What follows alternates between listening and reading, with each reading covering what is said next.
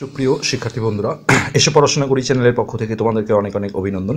আজকে আমরা প্রাথমিক সহকারী শিক্ষক নিয়োগ পরীক্ষার প্রথম ধাপ 2019 সালের এটা সেট নাম্বার ছিল 8586। এই কোয়েশ্চেনটা আমরা সলভ করব একটু বিস্তারিত আলোচনা সহ। তো এখানে প্রথম যে কোয়েশ্চেনটা ছিল সেটা হলো, আসলে এখানে ক্যামেরাটা একটু ধরতে হচ্ছে, ঠিক আছে। ডেসিডিউয়াস ট্রিজ আর দোজ, মানে ইংলিশ একটা ওয়ার্ড যেটা হলো ডেসিডিউয়াস।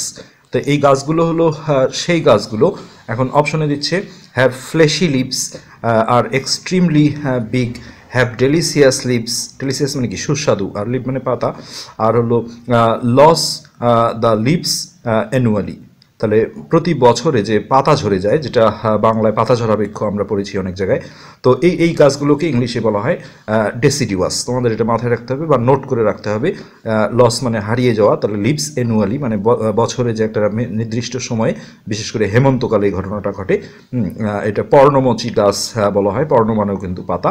তো অ্যান্সার এটাই হবে, ঘ নম্বরটা। তারপরে আমাদের আছে বাংলা ব্যাকরণ থেকে সমাস শব্দের অর্থ কী। তো অপশনে ছিল সংযোজন, সংশ্লেষণ, বিশ্লেষণ আর সংক্ষেপণ। তোমরা জানো সমাসের মাধ্যমে একটা জিনিস কি ছোট হয়ে আসে, তাহলে সংক্ষেপণটা হলো অ্যান্সার। আমরা এখানে একটু ব্যাখ্যা দেখব যে সমাস শব্দের অর্থ সংক্ষেপণ, মানে অপশনে কখনো তো এগুলোও থাকতে পারে।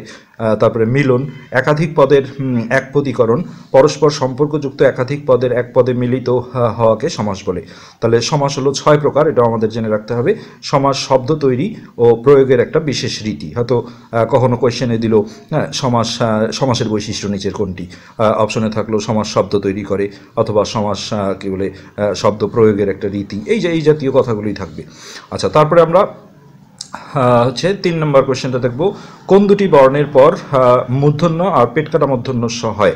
তাহলে হস্যরি, যেমন আমরা ঋণ যেটা লোন, হস্যরি আর কি মূর্ধন্য লিখি ঋণ বানানে, খেয়াল করে দেখবা হস্যরির পরে মূর্ধন্যয় আসে। আর বয়সন্য রর পরেও হচ্ছে যে মূর্ধন্য আর পেট কাটা মূর্ধন্য স আসে। যেমন আমরা এখানে উদাহরণ কিছু দেখি, তৎসম শব্দের বানানে মূর্ধন্য সঠিক ব্যবহারের নিয়মই এটাকে নত্যবিধান বলা হয়। এই বিধি অনুযায়ী হস্যরি বর্ণের পর মূর্ধন্য হয়, যেমন ঋণ। তারপরে দেখো ওই যে তৃণ বানানটা, এখানে রিকারটাকেই র মিনিং করা হয়েছে। তৎসম শব্দের বানানে পেট কাটা মূর্ধন্য স ব্যবহারের নিয়মকে এটাকে বলা হয় সত্যবিধান। তাহলে মূর্ধন্যর নিয়মকে বলা হয় নত্যবিধান, কোথায় কোথায় মূর্ধন্য বসবে, আর পেট কাটা মূর্ধন্য স ব্যবহারকে বলা হয় সত্যবিধান। তো এই বিধি অনুযায়ী বয়সন্য র বর্ণের পর পেট কাটা মূর্ধন্য স হয়, যেমন বর্ষা বানানটা, তারপরে বর্ষণ দেখো বয়ের পরে পেট কাটা মূর্ধন্য স আছে। তো আমরা এরপর একটা অঙ্ক দেখছি, এটা প্রায় বিসিএস পরীক্ষায়ও আসে, চাকরির পরীক্ষাগুলোতে কমন একটা অঙ্ক। যদি তেলের মূল্য 25% বৃদ্ধি পায়, তবে তেলের ব্যবহার শতকরা কত কমালে তেল বাবদ ব্যয় বৃদ্ধি পাবে না। তো আমি চেষ্টা করছি যে আসলে অঙ্কগুলো তোমাদেরকে একটু করে দেখাবো, এটা সরাসরি যে অ্যান্সার দিয়ে দেবো তা না। তো অঙ্কটা আমি করে দেখাতে গেলে তোমাদের এইভাবে অঙ্কটা আমরা করব। আচ্ছা, ওখানে বলা ছিল তেলের মূল্য 25% বৃদ্ধি পেলে, এটা 4 নম্বর কোয়েশ্চেনটা। তো আমরা যেটা বলবো যে পার্সেন্ট দিয়ে বাড়া বা কমার কথা বললে 100 মানে সবসময় পূর্ব মূল্য ধরতে হয়। তো তেলের পূর্ব মূল্য 100 টাকা হলে, প্রায় কিন্তু বিসিএস পরীক্ষা অনেকবার প্রায় প্রতিবারে কমন থাকে এই অঙ্কটা, যে কোনো ব্যাংক জবগুলো। তো তেলের পূর্বমূল্য 100 টাকা হলে, তাহলে 25% বেড়ে গিয়েছিল, তাহলে 25% বৃদ্ধিতে বা বৃদ্ধি পেয়ে লিখতে পারো, বৃদ্ধিতে বর্তমান মূল্য। তাহলে যে তেলের দামটা 100 টাকা ছিল পূর্বে, 25% মানে 100 টাকা যেহেতু 25 টাকা বেড়ে গেল, তাহলে বর্তমান মূল্য দাঁড়াবে, এটা 100 সাথে যোগ দিতে হবে, অর্থাৎ 125 টাকা বা 125 টাকা। তো অঙ্কটা এমন যে তেলের কোনো পরিমাণ নেই, এখন বলছে তেল বাবদ কি পরিমাণ শতকরা খরচ কমালে কোনো ব্যয় বৃদ্ধি পাবে না। এখন আমরা এখানে একটা কাজ করব, খরচ বা দাম, খরচ বৃদ্ধি মানে দাম বৃদ্ধি একই বিষয়। খরচ বৃদ্ধি পেলেও বা দাম বৃদ্ধি পেলেও লিখতে পারি, খরচ বৃদ্ধি পেলেও। তোমরা তো টিক চিহ্নের জন্য সুইফট করবো, আসলে জিনিসটা মূল জিনিসটা না বুঝলে কিন্তু সমস্যা। তো এখন হচ্ছে 125 টাকা আর আগে ছিল 100 টাকা, তাহলে আমার খরচ বেড়ে গেল, হচ্ছে যে এটা বিয়োগ দিলে আমরা পেয়ে যাব যেটা 25 টাকা। আচ্ছা, এখন আমি যদি তেল বাবদ খরচ বৃদ্ধি করতে না চাই, তার মানে কি আগের যে পরিমাণ তেল খেতাম তার চেয়ে কিন্তু কম তেল খেতে হবে। সো এখন আমাকে যেটা করতে হবে, এখন বর্তমান দাম যেহেতু 125 টাকা, তাহলে 125 টাকার তেলে মানে আমি যদি খরচ না বাড়াতে চাই যে হ্যাঁ আমার দামও বাড়ছে খরচও বাড়ুক, তাহলে আমাকে 125 টাকার তেল খেতে হতো। কিন্তু আমি যেহেতু খরচ বাড়াবো না, তার মানে কি 25 টাকার তেল কম খেতে হবে। তো 125 টাকার তেলে খরচ কমাতে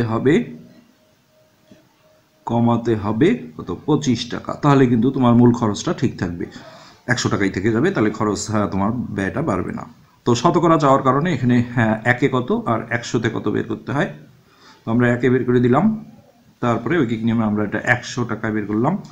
তো 25 গুণন 100, আর 25-এর নম্বরটা কাটাকাটিতে খুব কাজে লাগে। 25 দিয়ে ডাইরেক্ট এটাকে আমরা কাটলে 5 বার যাবে, আর 5 দিয়ে এটাকে কাটলে 20 বার যাবে।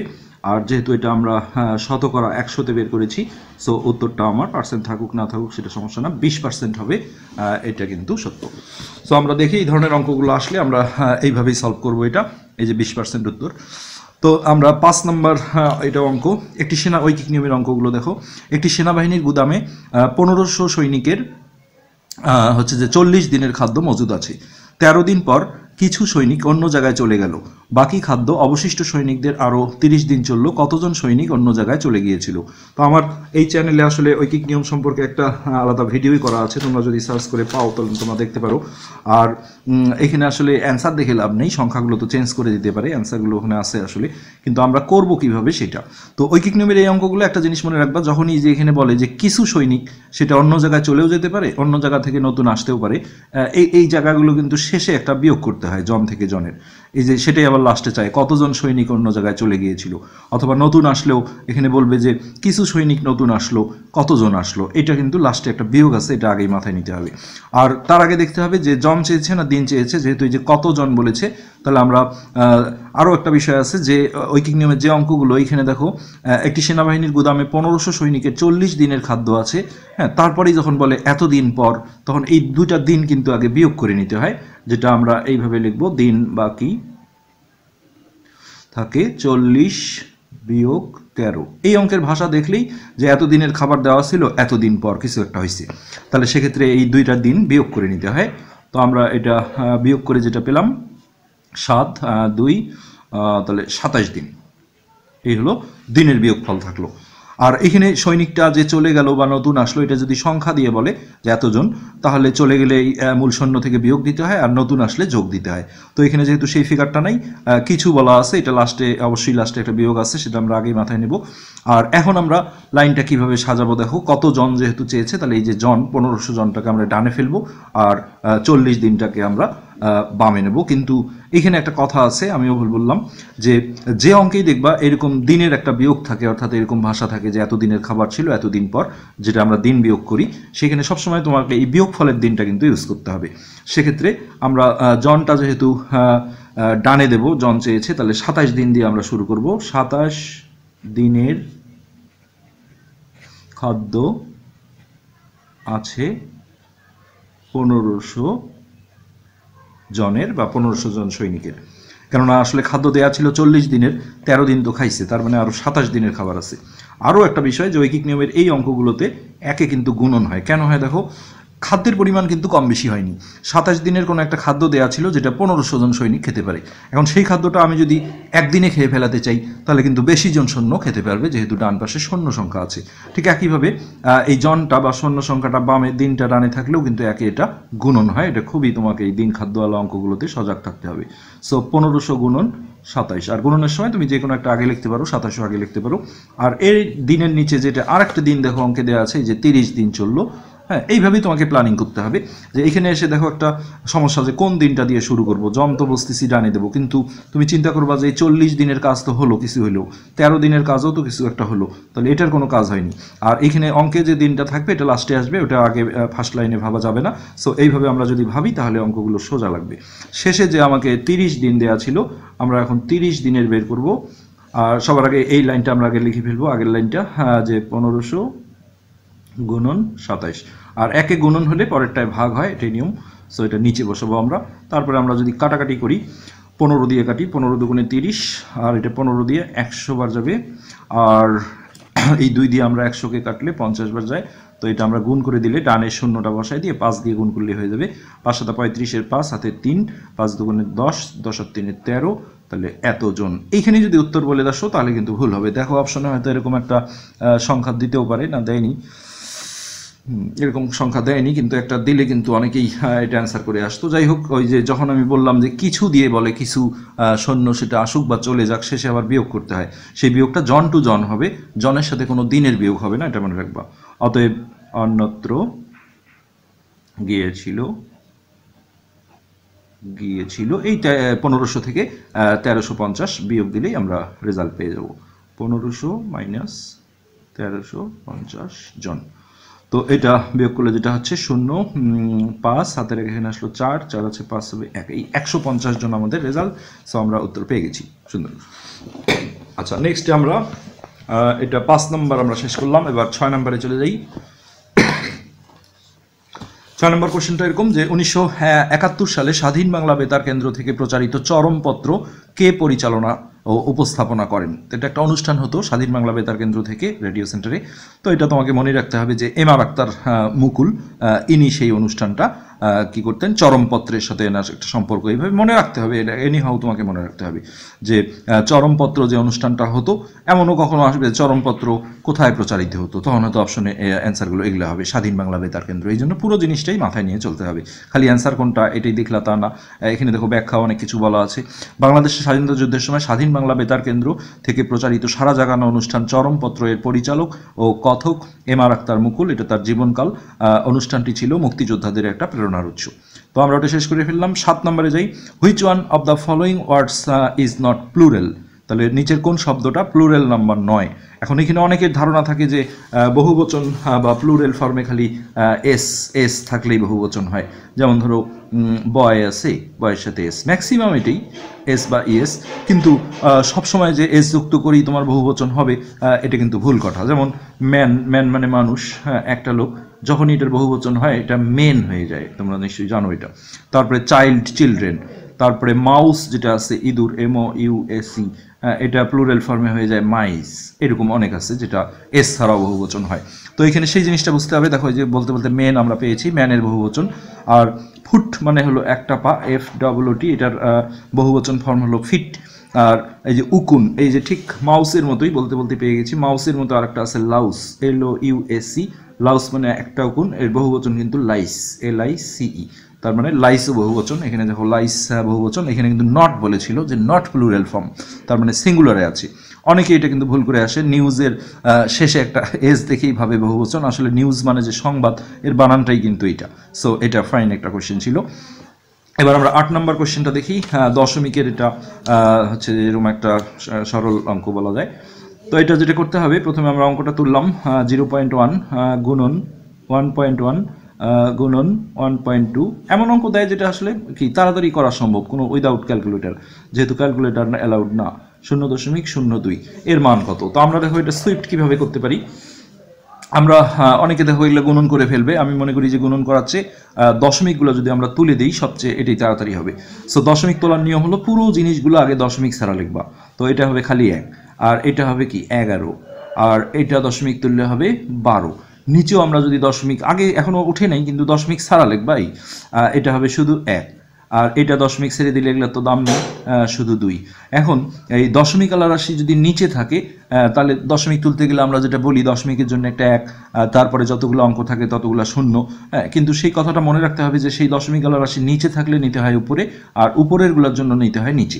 এখন ধরো আমরা উপরেও একটা গুণন দিলাম, নিচেও একটা গুণন দিলাম, তাহলে একটা একটা করে যদি আমরা ভাবি যে এর দশমিকটা যখন উঠবে তাহলে এটা যেহেতু উপরে আসে তাহলে আসবে নিচে, দশমিকের জন্য একটা 1 আর একটা 0, তো আমরা নিচে এটা একটা নিয়ে নিলাম, আবারও একটা গুণ চিহ্ন দিলাম, দিয়ে এটার যদি দশমিক তুলি এরও দেখো দশমিকের জন্য একটা 1 একটা 0 আসবে, উপরে আসে যেহেতু তাহলে নিচে আসবে, এরও তাই আর একটা 10 আসবে, দশমিকের জন্য একটা 1 আর একটা 0, আর নিচেরগুলোর জন্য যাবে উপরে। সো এইটা দশমিক তুললে এটার দশমিকের জন্য একটা 1 আর 2টা 0 অর্থাৎ 100, আবার এটাও তাই দশমিকের জন্য একটা 1 আর 2টা 0 100, নিচে আসে যেহেতু তাহলে উপরে নিতে হবে। বাস এই পজিশনে আনতে পারলে তোমরা খুব দ্রুত করতে পারবে, 1 1-এর কোনো দাম নেই বাদ। আর এদিকে আমরা যদি সাঁই করে কাটাকাটি করি, দেখো এটা যদি কাটি 10 10 100, এখানে 10 10 ক্যান্সেল করে দিলাম, এই 10 দিয়ে এটা কাটলাম 10 বার, আর এই 2 দিয়ে আমরা 10 বা 12 যে কোনো একটাকে কেটে দিই, 6 2 গুণে 12, নিচে কিছু নাই মানে 1, নিচের 1-এর কোনো দাম নেই, এখন উপরেরগুলো গুণ করে দিলেই হয়ে যাবে কিন্তু। তাহলে এটা দেখো 6 10 60 আর 60 গুণন 11, খুব তাড়াতাড়ি সমাধান করা সম্ভব। তাহলে 11 0 0 6 11 66, তাহলে 660 মেবি আমাদের অ্যান্সার হবে। আমরা দেখি অপশনে, হ্যাঁ 660 রয়েছে। এই নিয়মটা সবচেয়ে প্রযোজ্য। এরা যেমন এইভাবে করেছে, এই দশমিকগুলো তুলে 1/10 এটা করতে পারো, কিন্তু আমি মনে করি ওইটাই বেশি ইজি হবে। আচ্ছা, 9 নম্বর কোয়েশ্চেনটা ছিল গায়কের সন্ধিবিচ্ছেদ কোনটি? সন্ধিবিচ্ছেদ মোটামুটি একটা আসেই, এটা তোমার নায়ক গায়ক কিছু ইম্পর্টেন্ট সন্ধিবিচ্ছেদ আছে, যেটা যেখানেও নায়ক উদাহরণ দেওয়া আছে, নই যোগ অক। এটা আবার অনেকে অন্তস্তি অ দিয়ে লেখে, আসলে স্বরেও কিন্তু। তারপরে নায়ক গায়ক হলো গই যোগ অক, অন্য একটাও কিন্তু না, এটাই অ্যান্সার। গই যোগ অক হলো গায়ক, ঠিক একই রকম নই যোগ অক হলো নায়ক।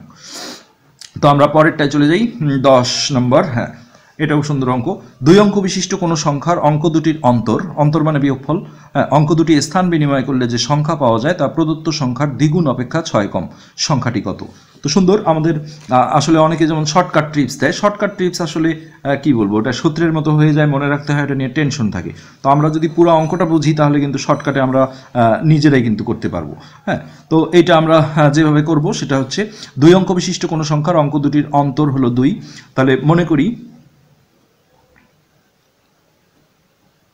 আর এখানে অনেকে অপশন থেকেও করে, প্রতিটায় দেখো অন্তর 2 আছে, যে বিয়োগ করে দেখো 2, এটাও বিয়োগ করে দেখো অঙ্কগুলো 2, এটাও বিয়োগ করলে 2 হয়, এটাও 2 হয়, এইভাবে আগানো যায়।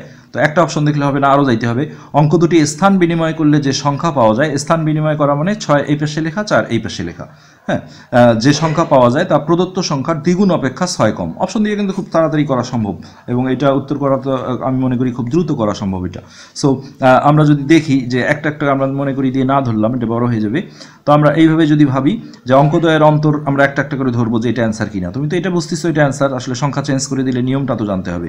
সো অঙ্কদ্বয় স্থান বিনিময় করলে মূল অঙ্কটা আছে হলো 46, স্থান বিনিময় করলে হবে 64, মানে এটা এই পাশে আসবে, আর এককটা দশকে যাবে, দশকটা এককে যাবে, এটা হলো স্থান বিনিময়। এখন ওরা বলছে স্থান বিনিময় করলে যে সংখ্যা পাওয়া যায় তা প্রদত্ত সংখ্যার, যে সংখ্যা পাওয়া যায় তা প্রদত্ত সংখ্যার, তার মানে এর দ্বিগুণ অপেক্ষা 6 কম। তাহলে 46কে আমরা যদি দ্বিগুণ করি, তাহলে 6 দুগুণে 12, 2 হাতে 1, 4 দুগুণে 8, 9, দ্বিগুণ অপেক্ষা ওরা বলছে 6 কম। তার মানে 92 থেকে 6 মাইনাস করলে এটা আসলেই অ্যান্সার হয়ে যেত। সো বিয়োগ করে আমরা পাচ্ছি 6, আর এখানে হাতের 1 আসলো 8, 86, তার মানে এটা হলো না। ঠিক একইভাবে 35কেও আমরা এইভাবে চেক করতে পারি যে অঙ্কদ্বয় যদি স্থান বিনিময় করাই, মূল সংখ্যাটা ছিল 35, স্থান বিনিময় করলে হবে 53, তাহলে 35-এর দ্বিগুণ করে দেখি 70 হয়। তো দ্বিগুণ অপেক্ষা 6 কম হতে হবে। তো এখান থেকে আমরা যদি 6 মাইনাস করি, এটা আসে না, এটা আসলেই হয়ে যেত। যেটা অ্যান্সার সেটা দিয়ে আমরা দেখো চেক করি। মূল অঙ্কটা ছিল 24, আর এর স্থান বিনিময় করলে হবে 42, মানে এটাই পারে আসলো, এটাই পারে আসলো। তো একে যদি আমরা 3 দিয়ে গুণ দিই, 3 24 হবে 72। হ্যাঁ, তাহলে দ্বিগুণ অপেক্ষা 6 কম। তো এটা থেকে এটাও তো হলো না।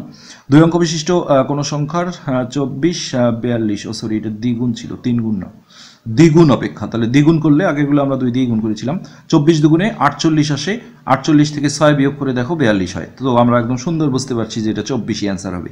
আমি যেটা করছিলাম এটা আসলে অনেক বড় নিয়মে হয়ে যাবে, ওটা আমি দেখালাম না। আচ্ছা, তারপরে আমরা 11 নম্বর, এটা কি বলবো, এটা খুবই একটা কমন কোয়েশ্চেন চাকরি পরীক্ষাগুলোতে, মুমূর্ষু বানানটা কোনটা সঠিক। তো মনে রাখার সিস্টেম যে 2 কোণায় হস্যুকার হবে আর মাঝখানে দৈর্ঘ্যকার হবে, এইভাবে তোমরা মনে রাখবা। মুমূর্ষু বানানটা বিসিএস পরীক্ষায় অনেকবার আসছে এটা। তো এই কোণায় হস্যুকার হবে, আর এইটা হবে দৈর্ঘ্যকার, আর এই কোণারটা সরি পেটকাটা মূর্ধন্য স, হ্যাঁ দিয়ে এটাও হবে হস্যুকার, মানে 2 কোণায় হস্যুকার, এখানে রেপ থাকবে, 2 কোণায় হস্যুকার আর মাঝখানটা হবে দৈর্ঘ্যকার। এটা হলো মুমূর্ষু বানান, সঠিক বানান। ওকে, 12 নম্বর, প্রান্তিক বিরাম চিহ্ন কোনটি? তাহলে এটা তোমাদের মনে রাখতে হবে যে প্রশ্ন চিহ্ন, যেটা আমরা ইন্টারোগেটিভ চিহ্ন বলে থাকি, এই প্রশ্নবোধক চিহ্নকে বিরাম চিহ্নের ভাষায় প্রান্তিক বিরাম চিহ্ন বলা হয়। মনে রাখা ছাড়া কোনো ওয়ে নেই, প্রান্তিক বিরাম চিহ্ন বলা হয় প্রশ্নবোধক চিহ্নটাকে। আচ্ছা, তার মানে এখানে আরো একটা বিষয় আছে, ব্যাখ্যাটা আমরা দেখি। বাক্যের শেষে যে বিরাম চিহ্ন বা জ্যোতি চিহ্ন ব্যবহৃত হয় তাকে প্রান্তিক বিরাম চিহ্ন বলে। তার মানে সেখানে দাঁড়িয়েও হতে পারে। আমরা একটা বাক্য শেষ করি বিস্ময় চিহ্ন, যেটা এক্সক্লেমেটরি সেন্টেন্সগুলোতে আমরা এরকম বিস্ময় চিহ্ন দিই, এগুলো কিন্তু বাক্যের শেষে বসে। কমাটা দেখো, ড্যাশ, হাইপেন, এগুলো কিন্তু কখনো শেষে বসে না। তার মানে যেগুলো শেষে বসে সেগুলোকেই বলা হয় প্রান্তিক বিরাম চিহ্ন। কখনো অপশনে তোমার দাড়ি, প্রশ্ন চিহ্ন যেমন দিয়েছে, দাড়ি দিতে পারে, বিস্ময় চিহ্ন দিতে পারে, এটাও জেনে রাখলাম। 13 নম্বর, the meaning of the word obese is. অবেসের মানে হলো তাহলে ভেরি ফ্যাট, মানে খুব মোটা, স্থূল মানেও মোটা বলা হয়, তাহলে ভেরি ফ্যাট এই জাতীয় ওয়ার্ড। তো আমরা এখন 14 নম্বর কোশ্চেনটা যাব। 14 নম্বরে আছে কে কোথায় প্রথম ঐতিহাসিক 6 দফা প্রস্তাব পেশ করেন? তো এটা দেখো কে কোথায় বলাতে সুবিধা হয়েছে, আমরা এটাও জানলাম। আমি একটু আগে 16 সালের একটা কোয়েশ্চেন দেখছিলাম যে লাহোর কি বলে বঙ্গবন্ধুর 6 দফা প্রস্তাব কোথায় পেশ করা হয়েছিল, সেখানে অপশনে দেখো বিভিন্ন শহরের নাম দেওয়া ছিল, যেমন লাহোর, তারপরে রাওয়ালপিন্ডি পাকিস্তানে, ঢাকা, এরকম দেওয়া ছিল। সো এটা টোটালটার মধ্যে অনেক কিছুই শেখার আছে, তোমরা চট করে খালি অ্যান্সারটা দেখবা, এটা কিন্তু না। কে করলো এটাও একটা প্রশ্ন, বঙ্গবন্ধু শেখ মুজিবুর রহমান করছে, যেটা আমরা সবাই জানি 6 দফা। তো এটা কোথায় করেছিলেন? পাকিস্তানের লাহোর যে শহর ছিল সেইখানে তিনি এই দাবিটা উত্থাপন করেছিলেন, এটা আমরা মনে রাখবো অবশ্যই। 15 নম্বর, ঢেকি দিয়ে ধান বানার সময় যান্ত্রিক শক্তি কোন শক্তিতে রূপান্তরিত হয়? ঢেকি চললে দেখো একটা সাউন্ড হয়, শব্দ হয়, আর নিচে কিন্তু একটা তাপ শক্তি উৎপন্ন হয়, যেখানে আসলে হাত দিলে তো রিস্কি, ঢেকির এটা এসে হাতে পড়বে, কিন্তু উপরটা যদি ধরে রেখে আমরা নিচটায় হাত দিই গর্তটায়, তাহলে দেখবা একটা তাপ পাওয়া যাবে। তো পাস অ্যাওয়ে মিনস, তাহলে কেউ মারা গেলে আমরা বলি পাস অ্যাওয়ে, বা পাস্ট ফর্মে বলি পাস্ট অ্যাওয়ে, তার মানে ডাই মানে হলো পাস অ্যাওয়ে। এই ওয়ার্ডগুলো তোমাদের প্রতিদিন ভিডিওগুলো দেখবা, প্র্যাকটিস করবা, যেগুলো মনে হবে যে ইম্পর্টেন্ট, অবশ্যই একটা নোটবুক নিয়ে ডায়েরিতে নিয়ে তুলে রাখবা। The synonym of crime is, crime মানে কি? সন্ত্রাস এই জাতীয়, মিস্টেক মানে ভুল করা, থিপ মানে চোর, অফেন্স, ট্রায়াল, তার মানে অফেন্স মানে আমরা শিখলাম ক্রাইম করা, ট্রায়াল মানে কিন্তু বিচার, ট্রাইব্যুনাল যেটা বলে, তো ওগুলো একটাও না। অফেন্স আর ক্রাইম তাহলে সিমিলার ওয়ার্ড, অর্থাৎ সমার্থক শব্দ। চাউল, চিনি, পানি এগুলো কি বাচক বিশেষ্য? তাহলে বিশেষ্যর কিছু ভাগ আছে, যেটা হলো ইংলিশেও নাউনের যেটা ভাগ আছে, তাহলে এগুলোকে বস্তু বলা হয়, বাংলা ব্যাকরণে এটাকে বস্তুবাচক বিশেষ্য বলে, যেগুলোর কোনো জীবন নেই। আর সমষ্টিবাচক যেটা, সেটা হলো একটা গ্রুপ, যেমন ক্লাস, আর্মি, এই জাতীয়গুলো বোঝায়। সরি। জাতিবাচক হলো যেটা ইংলিশে আমরা কমন নাউন বলি, বয়, এই যে খাতা, যেটা মানে ইংলিশের ক্ষেত্রে বই, খাতা, কলম, এটা জাতিবাচক কমন নাউন, কিন্তু বাংলায় কিন্তু এটা বস্তুবাচকে পড়ে যায়। যদি তোর ডাক শুনে কেউ না আসে তবে একলা চলো রে, তো এটা বলা হয়েছে যে কি ধরনের বাক্য? তো এটা হবে, দুইটা অপশন আছে,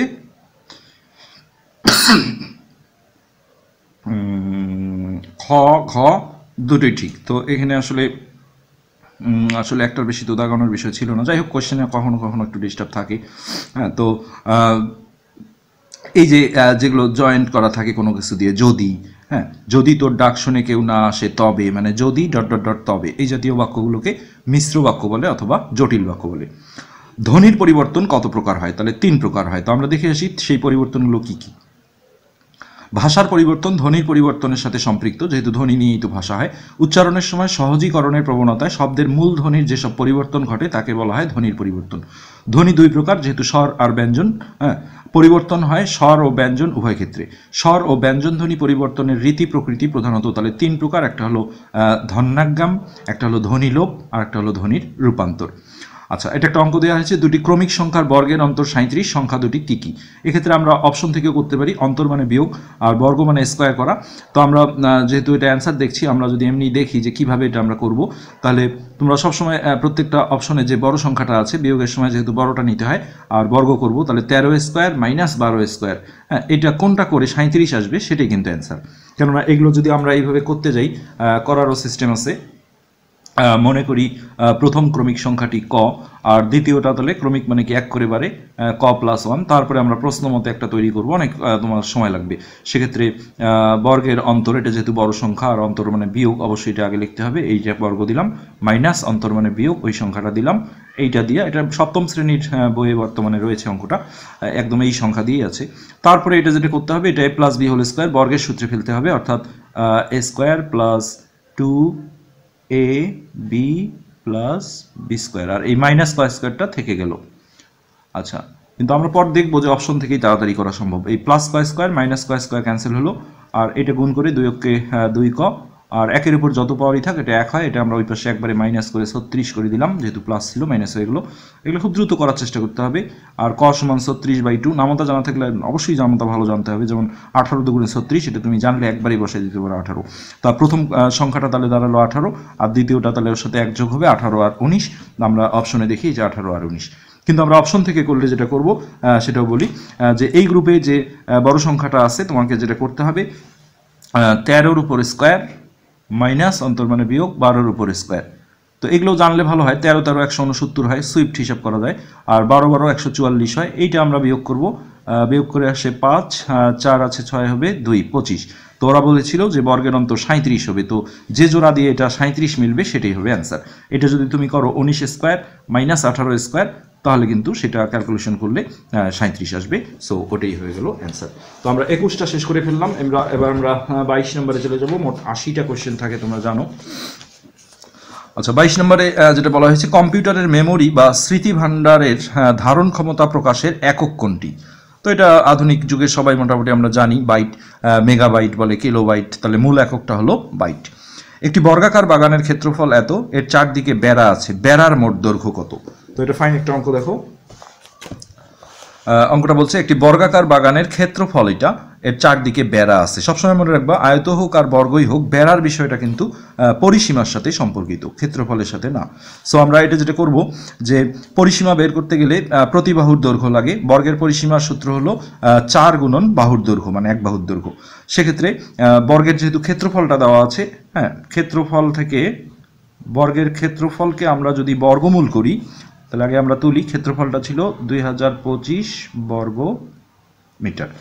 আচ্ছা, এখানে একটা বোঝার বিষয় যে বর্গের প্রতি বাহুর দৈর্ঘ্য যদি আমি তোমাকে বলি 5 মিটার, এর ক্ষেত্রফল কত, তখন কি করো, বাহুর দৈর্ঘ্য গুণন বাহুর দৈর্ঘ্য, অথবা অনেকে একবারেই স্কোয়ার করে দেয়, এটাও ভালো, যে বাহুর দৈর্ঘ্যের উপর স্কোয়ার দিলেই বর্গের ক্ষেত্রফল পাওয়া যায়। তাহলে উল্টাটা আমি যদি এখন ব্যাক করি, যে আমার ক্ষেত্রফলই জানা আছে বর্গের, এটা অবশ্যই আয়তের ক্ষেত্রে হবে না, বর্গের, হ্যাঁ, বর্গের ক্ষেত্রফল আমার জানা আছে, আমার প্রতি বাহুর দৈর্ঘ্য দরকার।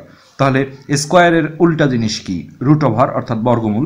তার মানে এই বর্গের ক্ষেত্রফল দেয়া থাকলে প্রতি বাহুর দৈর্ঘ্য পেতে গেলে সেই বর্গটার প্রতি বাহুর দৈর্ঘ্য পেতে গেলে কি করতে হবে, এটার বর্গমূল করতে হবে, 2025, এটা রুট ওভার।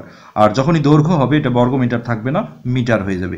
তো বর্গমূলে যাদের সমস্যা আছে, আমি বিশেষভাবে বলবো তারা আমার এই চ্যানেলে সুন্দর 7ম শ্রেণীর প্লেলিস্ট সার্চ করে তোমরা দেখবে, অনেক বর্গমূলের অঙ্ক রয়েছে এখানে। আমি তারপর একটু দেখাতে চাই যে এটা ভাগ প্রক্রিয়া এইভাবে বর্গমূল করতে হয়। প্রথমে লিখে এই ডান দিক থেকে 2টা করে অঙ্ক নিয়ে একটা জোড়া মিলিয়ে এইভাবে মাথায় দাগ দিতে হয়, তারপর এই পাশে একটা দাগ দিতে হয়। আর এখানে এমন একটা সংখ্যা চয়েস করতে হয় যার বর্গ করলে কি 20 আসলে মিললো, না হলে তার চেয়ে ছোট হইতে হবে। যেহেতু ভাগ প্রক্রিয়া বলে, ভাগেও তাই নিয়ম, এখানে বড় সংখ্যা থাকে, তার নিচে ছোট সংখ্যাই বসে, আর মিলে গেলে তো গেলই। সো আমরা এখানে যদি 3 দেই, তাহলে 3 3 9, আরো বড় করা যায়। যদি 4 দেই, 4 4 16, 5 দিলে 5 5 25 বসাইতে হবে, তাহলে 20-এর নিচে যেহেতু 25 হবে না, সো আমরা 4 দিলাম, তাহলে 4 4 16। এখানে একটাই কঠিন লাগে যে এখানে ভাজক নাই, তো একটু বুঝে করতে হয় নিয়মটা। তো এটা বিয়োগ করলে আসবে 4। আর ভাগে যেমন আমরা একটা একটা করে অঙ্ক কাটি, এখানে দেখো আইকা সুপারগুলো মারা, পুরো জোড়াটাই কাটতে হবে। তারপরে এই পাশে টান দিতে হবে, দিয়ে এইটার ডাবল করতে হবে। ডাবল মানে 2 দিয়ে গুণন। আর এই জায়গায় দেখো বর্গ হয়েছিল, স্কোয়ার 8। এখন যেটা করতে হবে, এইখানেও আমরা যা দেবো, এইখানেও তা দেবো, আর এইখানকার পুরাটা আর ওইখানকার একটা গুণ করে এটা মিললো, না হলে ছোট হইতে হবে। যেহেতু এটা শেষ জোড়া আসছে, এবার মেলার চান্স আছে বা মিলবেই। সো আমরা 5 বার দিলে দেখো এই যে 85 গুণন 5, তো 5 5 25-এর 5 হাতে 2, 50টা 40 আর 2 42, তাহলে অ্যান্সার কিন্তু এইটা হয় বর্গমূল। সো আমরা প্রতিবাহুর দৈর্ঘ্য বর্গের পেলাম কত, 45 মিটার। এখন বেড়া দিলে যেহেতু পরিসীমা লাগে, তাহলে বর্গের পরিসীমার সূত্র এটা তোমরা নোট করে রাখতে পারো। বর্গের যে কোনো জিনিসের পরিসীমা মানে তার টোটাল বাউন্ডারি কিন্তু যোগফল। এখন বর্গের যেহেতু চতুর সাইড কি সমান থাকে, সো এইটা যোগ এইটা যোগ এইটা যোগ এইটা, মানে ধরো এটাও 5 মিটার, এটাও 5 মিটার, এটাও 5 মিটার, এটাও 5 মিটার, তাহলে 5 যোগ 5 যোগ 5 যোগ 5 করো, কত, 20 আসবে। তাহলে এটার মানে কি এই নয় যে কি 4 গুণন, যেহেতু 4টা বাহু সমান, 4 গুণন প্রতিবাহুর দৈর্ঘ্য। আমি করলাম যোগ, কিন্তু যোগ আর গুণনের একটা সম্পর্ক আছে, যে একই সংখ্যার যোগ হলে সেই সংখ্যাটা গুণন কয়বার আছে দিলেই হয়ে যায়। এই জন্যই বর্গের পরিসীমার সূত্র হলো 4 গুণন বাহুর দৈর্ঘ্য। তাহলে আমরা বাহুর দৈর্ঘ্য পেলাম 45, তাহলে সেই বর্গের পরিসীমা হবে কত, 4 গুণন বাহুর দৈর্ঘ্য হলো 45, বসিয়ে দিলাম। আর পরিসীমার এককেও কিন্তু বর্গ হয় না, এটা দৈর্ঘ্য প্রস্থের মতোই মিটার থাকে। সো 4 5 20, 0 হাতে 2, 4 4 16 17 18, 180 মিটার। পরিসীমায় কি চেয়েছিল আমি ঠিক খেয়াল করে নিয়ে দেখি।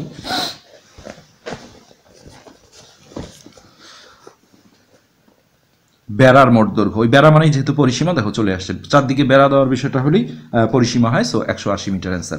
What is the noun of accept, মানে অ্যাকসেপ্ট মানে হলো ভার্ব, অ্যাকসেপ্ট মানে গ্রহণ করা, তা এটা নাউন ফর্ম হলো অ্যাকসেপ্টেন্স, তাই না? তাহলে এই যে লাস্টে কোনো ওয়ার্ডের শেষে কখনো দেখো TION, ANCE, নেস যেমন কাইন্ডনেস, হ্যাঁ এরকম আছে, তারপরে বয়হুড, চাইল্ডহুড, হ্যাঁ এই জাতীয়, এটাকে সাফিক্স বলা হয় একটা ওয়ার্ডের শেষে যুক্ত হলে, আর সামনে যুক্ত হলে প্রিফিক্স বলে। তো কোনো ওয়ার্ডের শেষে এই জাতীয় সাফিক্সগুলো যুক্ত হলে সেটা সবসময় নাউন হয়, এটা আমরা এইটা দেখেই বুঝবো। এই যে AN শুধু CE মনে রাখলেও হয়, এরকম CE অ্যাডভাইস যেমন আছে, ADVICE অ্যাডভাইস কিন্তু হচ্ছে যে নাউন, কিন্তু লাস্টে যদি তুমি ADVISE সেই অ্যাডভাইস লেখো, ওটা ভার্ব হয়ে যায়। আচ্ছা, English dash across the world, তাহলে এটা প্যাসিভের বাক্য হইতে হবে, যে সারা পৃথিবী জুড়ে ইংলিশ বলা হয়, তাই এইটা হবে রাইট। ইংলিশ ইজ স্পোকেন, হ্যাঁ, অ্যাক্রস দ্য ওয়ার্ল্ড, অথবা এখানে অল ওভার দ্য ওয়ার্ল্ডও কখনো বলা হয়, প্যাসিভ ভয়েসের বাক্য এটা। আচ্ছা, তারপর আমরা দেখব 26 নম্বর, উলুখাগড়া শব্দটির অর্থ কী? তাহলে এটার মানে হলো গুরুত্বহীন লোক, বাগধারার মতো বিষয়। উলুখাগড়া গুরুত্বহীন লোক, হ্যাঁ বাগধারার বিষয় এটা। Which one is correct? তাহলে ওয়ান অফ মাই ফ্রেন্ডস, এটা ভালো একটা কোয়েশ্চেন, দেখো one of my friends is a lawyer, এখানে সবাই ফ্রেন্ডস দেখে ভাববে বহুবচন ভার্ব হবে, কিন্তু এটা সাবজেক্ট ভার্ব এগ্রিমেন্ট বলা হয়, রাইট ফর্ম অফ ভার্বসের একটা নিয়ম, যে সাবজেক্টে যদি ওয়ান থাকে, এখানে ব্যাখ্যায় অনেক কিছু আছে, দেখো এই যে সাবজেক্টে one of, either of, neither of এই জাতীয় থাকলে সিঙ্গুলার ভার্ব দিতে হয়, অর্থাৎ ইজ রাইট হবে। আচ্ছা, 28 নম্বর ছিল কষ্টে লাভ করা হয় যা এক কথায় প্রকাশ, তাহলে দুর্লভ, এটাই হলো এটার answer. Of the 4 books the red one is the cheapest. Of the 4 books মানে 4টা বইয়ের মধ্যে, যখন অনেকগুলোর মধ্যে তুলনা হয় এটা সুপারলেটিভ ডিগ্রি হয়। চিপ হলো তোমার একটার ক্ষেত্রে বলা হয় সস্তা, চিপার হলো 2টার মধ্যে তুলনা হলে কম্পারেটিভ, আর যখন 2 বা 2-এর বেশি হয়ে যাবে, হ্যাঁ তাদের সেটা চিপেস্ট বসাইতে হবে, সো এটাই অ্যান্সার। আচ্ছা, এবার আমরা 30 নম্বর কোশ্চেনটা দেখি। জন্মহীন মৃত্যুহীন, জন্মহীন মৃত্যুহীন, তাই না? তাহলে অজ, এটাকে এক কথায় প্রকাশ, যেটা এটা হলো অজ হবে, হ্যাঁ, যা আবার জয় করা যায় না এমন হলে অজেয় হয়। মৃত্যু পর্যন্ত এটা এক কথায় প্রকাশ হয় আমৃত্যু। She was blessed dash a son, তাহলে উইথ এ সন, তাহলে ব্লেস নর্মালি ব্লেস মানে হচ্ছে মঙ্গল করা, হ্যাঁ তাহলে এটা আশীর্বাদ পুষ্ট এরকম, তাহলে এটা অ্যাপ্রোপ্রিয়েট প্রিপোজিশন একটা উইথই হবে। আর 32 নম্বরে যেহেতু আবার অঙ্ক আসছে, অঙ্কগুলো আমি তোমাদেরকে করেই দেখাবো।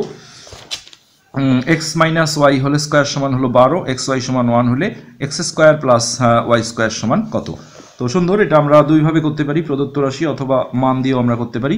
তো আমরা যেহেতু বাংলায় আছে, বাংলায় লিখতে হচ্ছে x minus y whole square সমান সমান 12, আর এক্স ওয়াইয়ের মান দেওয়া আছে হলো 1।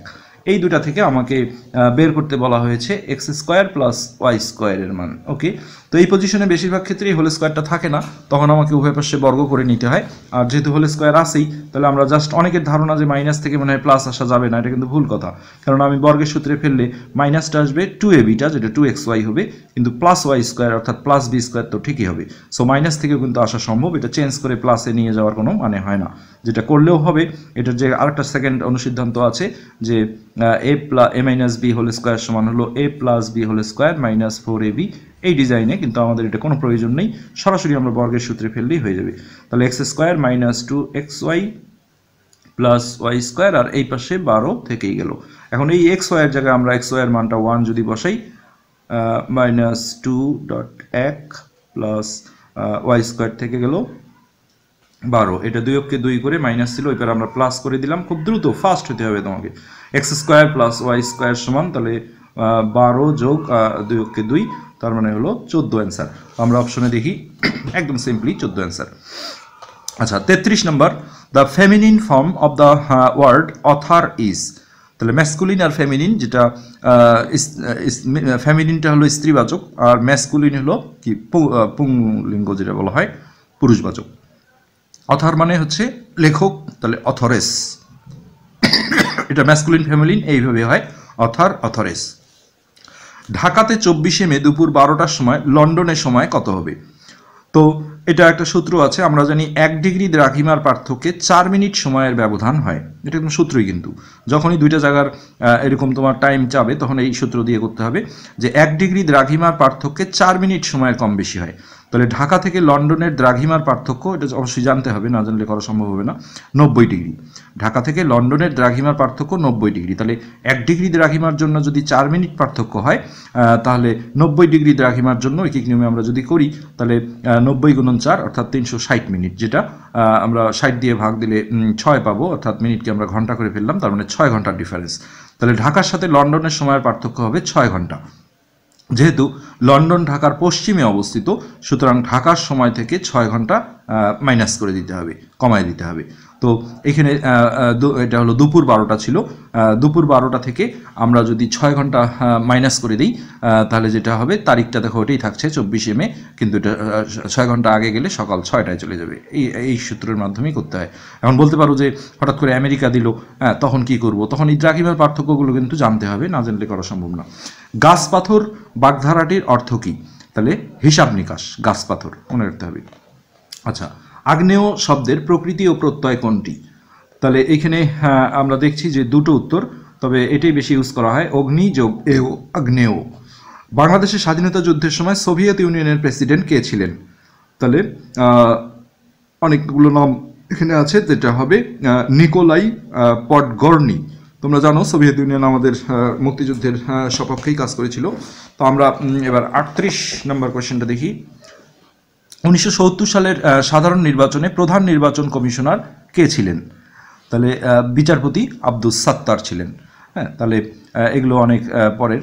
বিচারপতি আব্দুস সাত্তার, ইনি পরে প্রেসিডেন্টও হয়েছিলেন।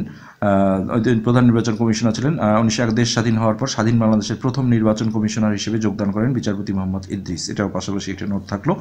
1954 সালের নির্বাচনে যুক্তফ্রন্ট কতটি আসন পেয়েছিল? তাহলে 223টি আসন, 223টি। Which sentence is correct? None of this, এরা বলেছে একটাও না। হি ডু নট নো, তাহলে হি থার্ড পার্সন সিঙ্গুলার, অবশ্যই ডাজ হবে। হ্যাঁ, তো আমরা দেখি he does not know to swim, তো এটা ছিল he does not know how to swim, এটাই অ্যাপ্রোপ্রিয়েট, হাউ টু দিয়ে লিখতে হয়। এটাও হাউ টু ছিল, কিন্তু এখানে থার্ড পার্সন সিঙ্গুলারের সাথে যেহেতু ভার্বের এস যুক্ত হয়, তো ডাজটা কারেক্ট হবে। টেকসই উন্নয়ন অভিষ্ট মোট কতটি অভিষ্ট মানে লক্ষ্য নিয়ে প্রণীত হয়েছে? তো এটা মনে রাখতে হবে 17টি লক্ষ্য নিয়ে। আচ্ছা, সর্বরী এর বিপরীত শব্দ কোনটি? তাহলে সর্বরী মানে কিন্তু রাত, হ্যাঁ, রজনী যেটা, তাহলে বিপরীত শব্দ চেয়েছে, তাহলে দিবস। ওকে। 43 singular form of data is, তাহলে ডাটা দেখো প্লুরাল ফর্ম, দেখে বোঝারই বুদ্ধি নেই, তাহলে ড্যাটাম, ড্যাটাম হলো ওটার সিঙ্গুলার, ডাটার singular form. Rajshahi is dash sugar growing areas in Bangladesh, তাহলে এখানে ওয়ান অফ দ্য লার্জেস্ট, যেহেতু সুপারলেটিভ ডিগ্রির ভাষা এটা, Rajshahi is one of the largest মানে সবচেয়ে বড়, সুগার গ্রোয়িং এরিয়াজ মানে চিনি উৎপাদনকারী এরিয়া বাংলাদেশের মধ্যে। বাংলাদেশের জাতীয় সংসদ বর্তমানে কতজন সদস্য নিয়ে গঠিত? তাহলে 350 জন, যার মধ্যে আসলে 300টা আসন সরাসরি নির্বাচনের মাধ্যমে, আর 50টা সংরক্ষিত মহিলা আসন আছে, এই দুটো মিলেই 350 ধরতে হয়। আমরা অঙ্কে চলে আসছি একটা, 3টি সংখ্যার গড় 6, ওই 3টি সংখ্যা সহ মোট 4টি সংখ্যার গড় 8 হলে চতুর্থ সংখ্যাটির অর্ধেকের মান কত? অনেক পেঁচাইছে, তো গড় দেওয়া থাকলে আগে মোট বের করে নিতে হয়, এটাই নিয়ম। আমরা 46 নম্বরে গেলাম। এখানে যেটা বলেছিল 3টি সংখ্যার গড় 6, তাহলে 3টি সংখ্যার আমরা সমষ্টি বের করবো একবারে। 3টির যত শর্টকাট লেখা যায়, 3টির সমষ্টি, তাহলে গড় থেকে সমষ্টি নির্ণয়ের সূত্র হলো গড় গুণন রাশির সংখ্যা। তাহলে 3টার গড় দেওয়া ছিল দেখো 6, আর রাশি বলতে এখানে 3 ধরতে হবে, তো এই হলো 3 6 18, এটা হলো 3টা সংখ্যার সমষ্টি পেলাম।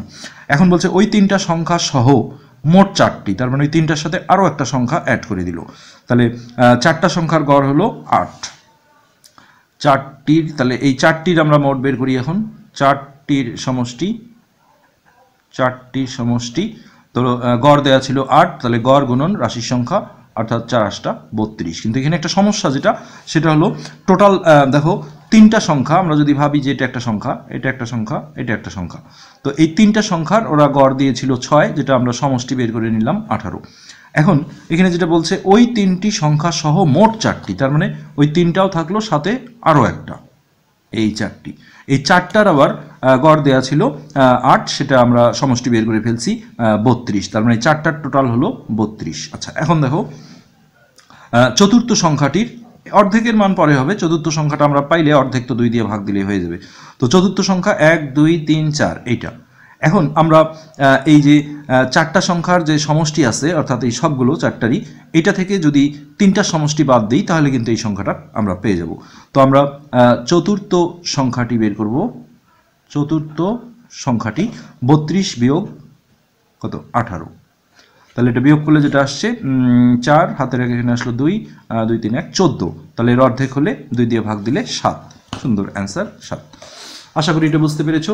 47 নম্বর অঙ্ক একটা question, the passive form of I know him. দেখো একটা সিম্পল বিষয়, কিন্তু তারপরেও নো ভার্বটার সাথে যখন পাস্ট পার্টিসিপল নন চলে আসবে, এই নো ভার্বের সাথে কিন্তু বাই বসে না, টু বসাইতে হয়, এইটুকের জন্যই এটা আনকমন।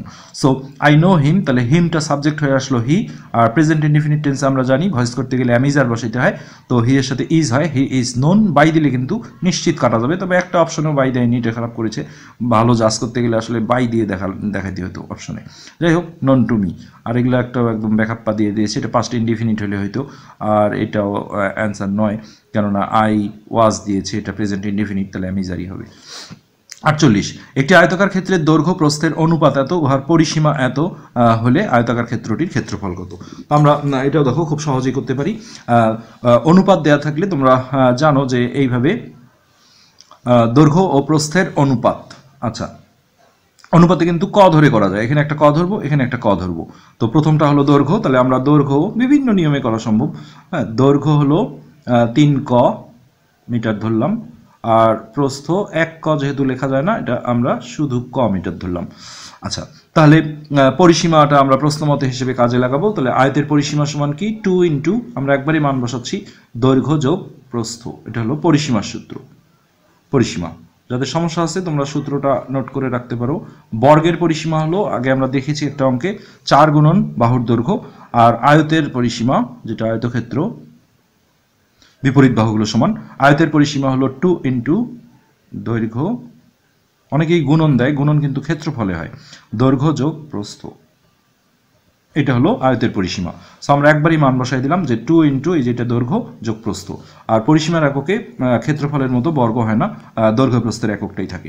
সো আমরা এটা যদি ভেতরটা যোগ করি, তাহলে 3 ক আর 1 ক মিলে যোগ করলে হবে 4 ক, তাহলে 2 আর ব্র্যাকেটটা তুলে দিয়ে আমরা একটা গুণ চিহ্ন দিলাম, 3 ক আর 1 ক মিলে 4 ক এত মিটার। তো এটা গুণ করলে হচ্ছে 4 দুগুণে 8 ক। এখন আমরা যদি সমীকরণ গঠন করি প্রশ্ন মতে, 8 ক সমান, দেখো পরিসীমাটা দেওয়া ছিল 200, 8 ক সমান 200, বা এখান থেকে আমরা কয়ের মানটা বের করে ফেলি, 200 ভাগ 8। তো প্রথমে 4 দিয়ে কাটলাম, 4 দুগুণে 8, 4 5 20, 0 একবারই যাইতো 25 বার। তো কয়ের মান আমরা পেলাম 25। এখন আমরা দেখি কি চেয়েছে, এখন দৈর্ঘ্য প্রস্থ সব বের হয়ে যাবে, কোনো সমস্যা না, ক্ষেত্রফল চেয়েছে। সো ভালো, ক হলো কি প্রস্থ, তাহলে প্রস্থ আমরা পেলাম 25 মিটার, আর দৈর্ঘ্যটা এখানে 3 ক, অর্থাৎ 3 গুণন কয়ের মান দিলেই আমরা দৈর্ঘ্যটা পেয়ে যাব 3 25 75, যত তাড়াতাড়ি করতে পারো। আর ক্ষেত্রফল চেয়েছে মানে কি দৈর্ঘ্য গুণন প্রস্থ, অর্থাৎ এই দুটো আমাকে গুণন করতে হবে। সো আমরা সুইফট গুণ করে ফেলবো, 5 5 25 5 হাতে 2, 5 7 35, 36 37, এক ঘর কাটা, 5 দুগুণে 10 0 হাতে 1, 7 দুগুণে 14 আর 1 15, তাহলে 5 7 5 আর 3 8, 1875, আর ক্ষেত্রফলের একক বর্গমিটার হবে। সো আমরা অপশনে দেখি, এখানে একক দেয়নি, 1875। সো গেল 49 নাম্বার অনুপাতের একটা অঙ্ক, সুন্দর এই অঙ্কটা খুবই ইম্পর্টেন্ট, বিসিএস পরীক্ষায়, ব্যাংক জব পরীক্ষায় প্রায়ই আসে। একটি সোনার গহনার ওজন হলো 16 গ্রাম, এটা টোটাল দেওয়া আছে, আর এতে সোনা ও তামার অনুপাত হলো 3:1। তো এখানেও আমরা আগেরটার মতোও করতে পারি, অথবা অনুপাতের নিয়মে অনুপাতের রাশির যোগফল করে এটার সাথে এর করে বের করতে পারি, তোমরা যেটা খুশি করতে পারো। তবে আগেরটার মতোই যদি করি তাহলে আমরা একইভাবে করি, যে সোনার পরিমাণটা আমরা ধরলাম কত 3 ক গ্রাম, আর তামা হলো দ্বিতীয়টা, 1 ক যেহেতু লেখা যায় না, শুধু আমরা ক লিখলাম, তামা হলো ক গ্রাম। এখন আমরা সমীকরণ গঠন করব প্রশ্ন মতে, এই দুইটা যোগ দিয়ে সমান সমান এটা দেবো। আর আগেরটা দেখো পরিসীমা দেওয়া ছিল, এই কারণে আমরা যখন এখানে ক ধরেছিলাম তারপরে ওটা প্রশ্ন মতে এটা পরিসীমা 2 ইন্টু দৈর্ঘ্য যোগ প্রস্থ দিয়ে করেছি, আর এটা যেহেতু টোটাল দেওয়া আছে, তাহলে এখন যেটা সমীকরণটা হবে 3 ক যোগ ক, এই দুইটা সমষ্টি বলা আছে 16। বাস এখন খালি সমাধান করব, 3 ক আর 1 ক মিলে হবে 4 ক, 4 ক ইকুয়াল টু 16, বা ক সমান হবে 16/4, এটা যদি কাটাকাটি করি তাহলে 4, তাহলে ক এর মান দাঁড়ালো 4। তো আমরা দেখি তাহলে সোনা তামা আমরা পেয়ে গেলাম, তামাটা যেহেতু ক ছিল তাহলে তামা হলো 4 গ্রাম, আর সোনা আমরা এখানে কয়ের মানটা বসিয়ে দিই, সোনা 3 গুণন 4-এর মান 4 কয়ের মান, তাহলে এটা 12 গ্রাম। আচ্ছা এখন দেখো এতে কত গ্রাম সোনা মেশালে অনুপাতটা এইটা হবে, আরও সোনা মিশিয়ে হবে। তো এই জায়গাটা আবার দেখো একটা চলক ধরতে হবে, মনে করি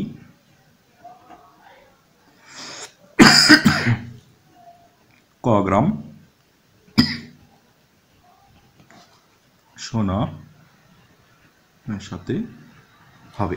এরপরে যেটা করতে হয়, আগে তো সোনা ছিল 12 গ্রাম, আরও ক গ্রাম মিশালাম, তাহলে এটা যোগ দিতে হবে। এটা বর্তমানে হলো কি, বর্তমানে এইটা হলো আমার সোনার পরিমাণ।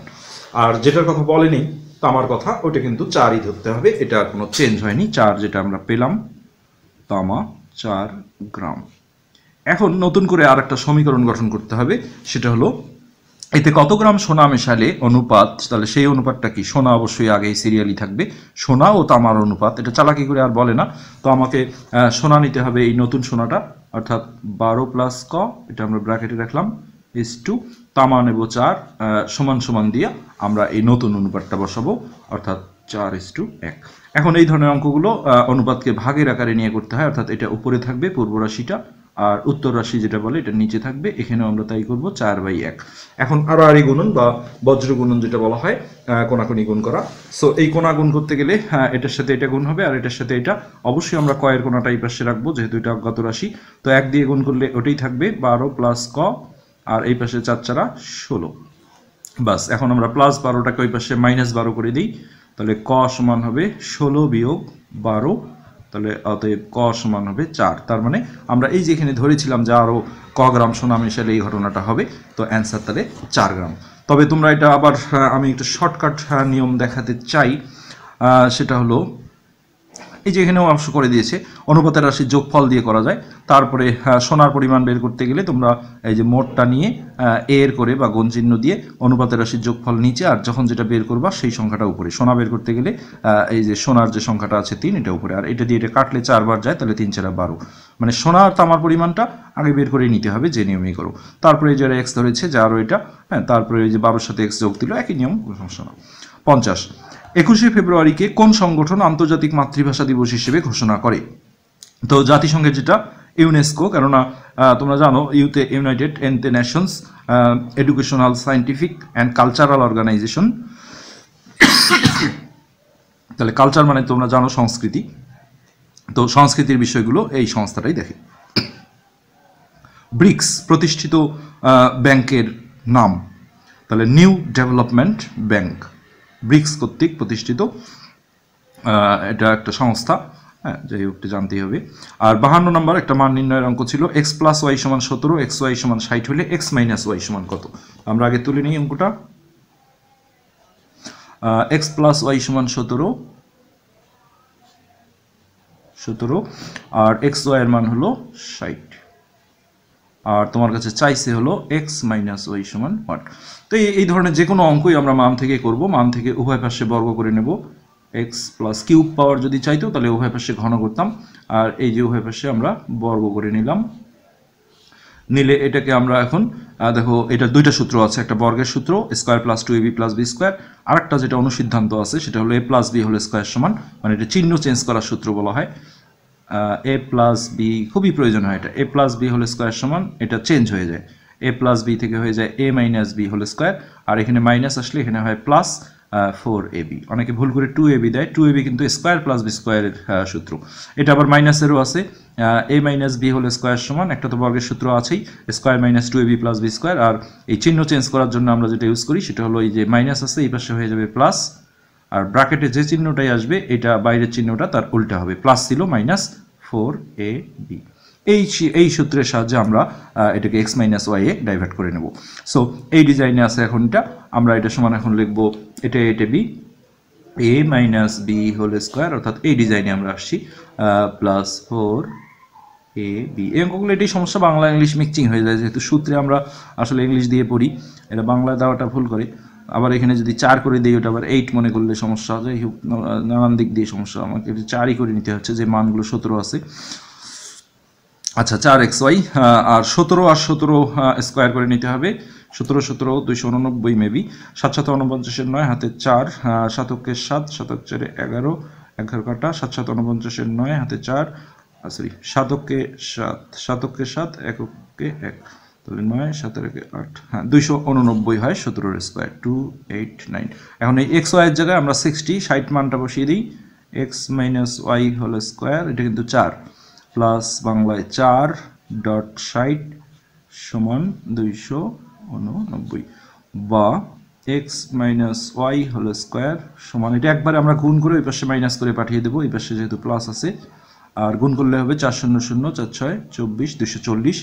তো আবারও যাই x minus y whole square সমান, বিয়োগ করি এটা হবে 9 আর 4 আছে 8 হবে 4। হ্যাঁ পূর্ণবর্গ সংখ্যা আসলে খুব ভালো হয়। তো এখানে যেহেতু স্কোয়ার নাই, যে মানটা চেয়েছে, তাহলে স্কোয়ার টাইপের আমরা রুট ওভার করে দিতে হবে। x মাইনাস ওয়াই সমান রুট ওভার 49 আর 49-এর বর্গমূল মুখোমুখি হয়ে যায় 7। সো অ্যান্সার আমরা দেখব হ্যাঁ 7।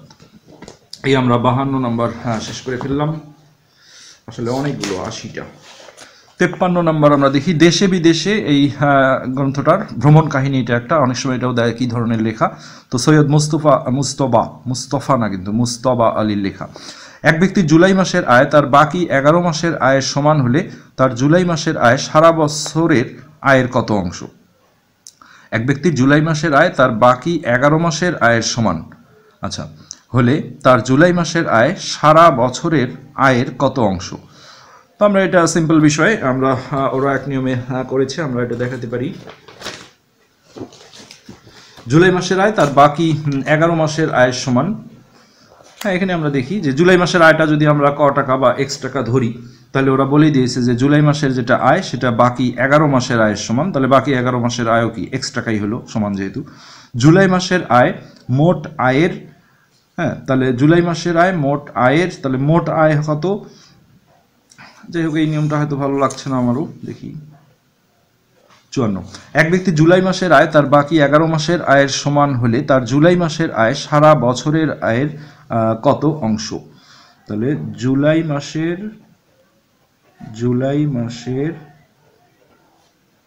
আয় সমান হলো বাকি 11 মাসের আয়। জুলাই মাসের আয় সমান হচ্ছে বাকি 11 মাসের আয়। তো ঠিক আছে, আমরা জুলাই মাসের আয়টাকে x টাকা ধরলাম, মনে করি জুলাই মাসের আয় হলো x টাকা। তাহলে অতএব জুলাই থেকে আরো যে 12 মাসের মধ্যে 11 মাস থাকে, তাহলে সেই বাকি মানে জুলাই বাদ দিয়ে বাকি 11 মাসের আয়ও তাহলে একই হবে, অর্থাৎ x টাকা। আচ্ছা এখন আমরা অঙ্কটায় ঢুকি। আয়ের সমান হলে তার জুলাই মাসের আয় সারা বছরের আয়ের কত অংশ? তাহলে দেখো সারা বছর বলতে কি 12 মাসে 1 বছর হয়, তাহলে এদিকে 11 মাস আর এখানে 1 মাস, সো এই দুইটা যোগ করলে এটা হবে সারা বছরের আয়। ওখানে গাইডে ঠিকই করেছে, আসলে মানে সংক্ষেপে লিখেছে সারা বছরের আয়। এক্স আর এক্স যোগ করলে অনেকে এক্স স্কোয়ার লেখে, ওটা কিন্তু গুণ করা হয়ে যাবে, 2x হবে। সারা বছরের আয় হলো 2x টাকা। এখন আমরা দেখি আরো ভালো করে যে কি চাচ্ছে, তার জুলাই মাসের আয় সারা বছরের আয়ের কত অংশ? তাহলে জুলাই মাসের আয় কত? x টাকা, আর সারা বছরের আয় হলো 2x টাকা। তাহলে আমি যদি এরকম বলি যে 5 টাকা 60 টাকার কত অংশ, তখন আমরা কি করি, যেটা বড় সেটাকে নিচে রাখি আর ছোটটাকে উপরে রেখে একটা প্রকৃত ভগ্নাংশ তৈরি করলেই বলা হয় যে এত অংশ। সো এখানেও সারা বছরের আয় যেহেতু বড় হবে 2x, এটা নিচে রাখবো, আর জুলাই মাসের আয় ছিল x, এটা আমরা উপরে রাখবো। সো এখানে x আর x কাটা যাবে, তোমরা জানো উপরের একের অবশ্যই দাম আছে, এটা সমান কখনোই 2 লেখা যাবে না, এটা 1/2 অর্থাৎ হাফ লিখতে হবে। সো অ্যান্সারটা হাফ। আর এই অঙ্কটাও খুব একটা কমন অঙ্ক। কোনো স্কুলে 70% শিক্ষার্থী ইংরেজি, 80% শিক্ষার্থী বাংলায় পাশ করেছে, কিন্তু 10% উভয় বিষয়ে ফেল করেছে। যদি উভয় বিষয়ে 300 জন শিক্ষার্থী পাশ করে, তবে ওই স্কুলে কতজন শিক্ষার্থী পরীক্ষা দিয়েছে। তো এটা সবসময় নির্ভর করতে হয় উভয় বিষয়টা কি দেওয়া আছে এটার উপর। উভয় বিষয় যদি ফেল দেওয়া থাকে আর ওইখানে যদি পাস দেওয়া থাকে, ওই পাসগুলোকে ফেলে পরিণত করে নিতে হয়। দেখো পার্সেন্টের 100 মানে যেহেতু টোটাল ধরা হয়, তো ইংরেজিতে পাস দেওয়া আছে কত? 70%। তো ইংরেজিতে ফেল আমরা যদি বের করি, আমরা সংক্ষেপে লিখছি ইংরেজিতে ফেল, ওটা 100 থেকে বিয়োগ দিলেই হয়ে যাবে। 100 থেকে 70 বিয়োগ করলে কত? 30 থাকে। তো এটা ফেল কেন বের করলাম, যে উভয় বিষয়টা ফেল দেওয়া আছে, উভয় বিষয়টা যদি পাস দেওয়া থাকতো তাহলে কিন্তু আমাদের এটা কষ্টটা করতে হতো না। আচ্ছা, এখন বাংলায় যদি আমরা ফেলটা বের করতে যাই, যে বাংলায় ফেল, তাহলে বাংলায় পাস ছিল 80%, ওটা আমরা 100 থেকে বিয়োগ দিলে 20% পাবো। আচ্ছা, এখন তিনটা জিনিস যোগ করতে হয়। এখন তার আগে আর একটু কাজ আছে, এটাকে বলা হয় শুধু শুধু ইংরেজিতে ফেল। শুধু ইংরেজিতে ফেল বলতে এই যে ইংরেজিতে যে ফেলটা আছে এটা থেকে উভয় বিষয়ে ফেলটা বিয়োগ করতে হয়। আমি পরবর্তীতে এটা তোমাদের ভেন চিত্রের সাহায্যে দেখাবো, আরও অনেক ক্লিয়ার বুঝবা। তো এটা থেকে আমরা এই যে উভয় বিষয়ের ফেল যেটা 10% এটা বিয়োগ দেবো। এখানে মনে হয় যে আচ্ছা ইংরেজিতেই তো ফেল, আবার শুধু ইংরেজিতে ফেল কি, এটা ভেন চিত্রে আঁকলে জিনিসটা ক্লিয়ার বোঝা যায়। সো এটা 20% হলো।